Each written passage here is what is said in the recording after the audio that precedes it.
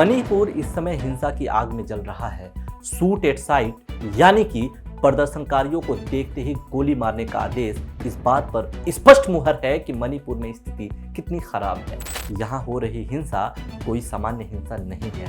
9000 से ज्यादा लोगों को अपने घरों से बेघर होना, कई जिलों में इंटरनेट का बंद होना, पूरे राज्य में कर्फ्यू लगना, AK-47 लहराते हुए उपद्रवियों का सड़क पर चलना, देखते ही देखते दुकानों को लूट लेना, आग के हवाले कर देना उस व्यवस्था और सरकार को खुली चुनौती है जिसने ताल ठोक कर दावा किया था कि मणिपुर में सब चंगा है, चारों तरफ शांति शांति है।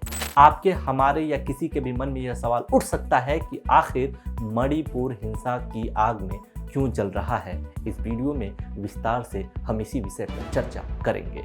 मणिपुर इस समय बीरेन सिंह के नेतृत्व में भाजपा की सरकार है।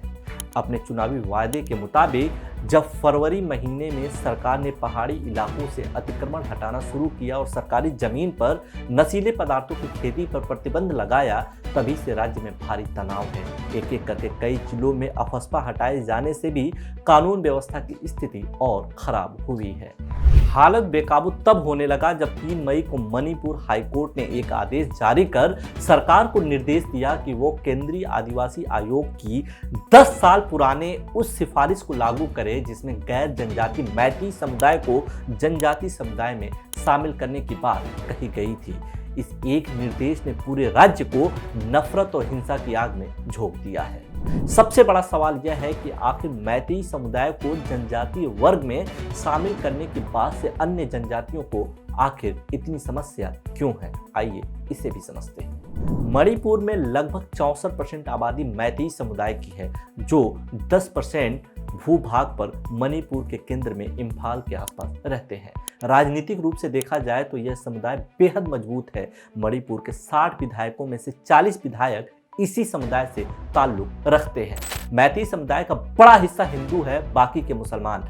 मैती समुदाय के अंदर भी काफी कैटेगरी है जो SC, OBC, EWS और जनरल में आते हैं। वहीं दूसरी तरफ मणिपुर में 33 समुदायों को शेड्यूल ट्राइब यानी कि जनजाति का दर्जा मिला हुआ है। इनकी कुल आबादी राज्य की आबादी का लगभग 35% है और ये लोग राज्य के 90% पहाड़ी इलाकों में रहते हैं।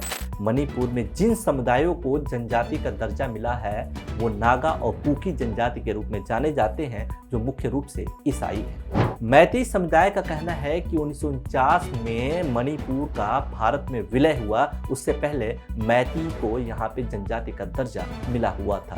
केंद्रीय जनजाति आयोग ने भी उन्हें जनजाति समुदाय में शामिल करने की बात कही थी। साथ ही साथ इनका यह भी कहना है कि मैती समुदाय की आबादी ज्यादा है लेकिन रहने के लिए जगह कम है।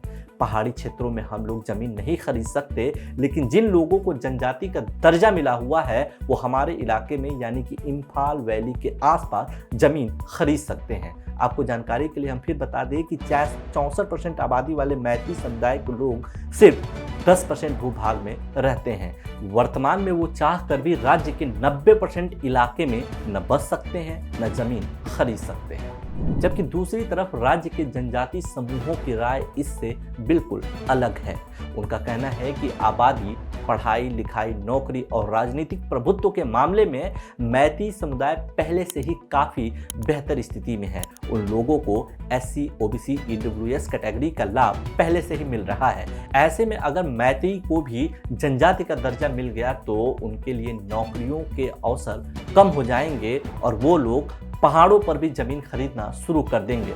ऐसे में हमारी स्थिति और भी खराब हो जाएगी। मणिपुर में स्थिति वास्तव में काफी खराब है।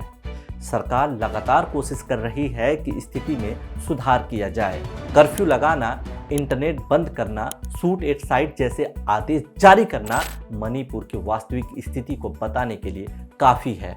मणिपुर का मुद्दा वास्तव में बेहद जटिल है। सरकार को बहुत सोच समझकर कदम उठाने चाहिए ताकि इसका कोई स्थायी समाधान निकाला जा सके।